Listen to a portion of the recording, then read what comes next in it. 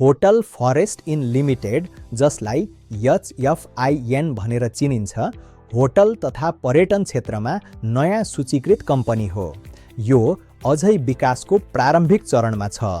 हाल HFIN को share मूल्य करिब 1138 रुपैयाँ छ। आजको कारोबारमा मूल्य 1111 देखि 1180 रुपैयाँको बीचमा उतार चढाव भएको छ। यस दिन करिब 1,88,000 भन्दा बढी शेयर कारोबार भएको छ।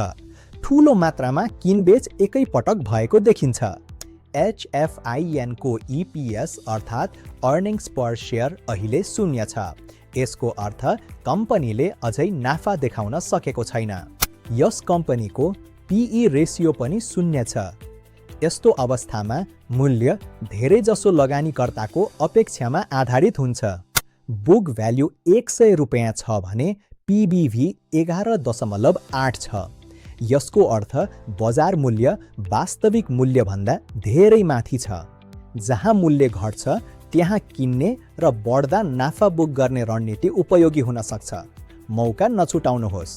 सधैँ आफ्नो अनुसन्धान गरेर मात्र लगानी गर्नुहोस्। धन्यवाद।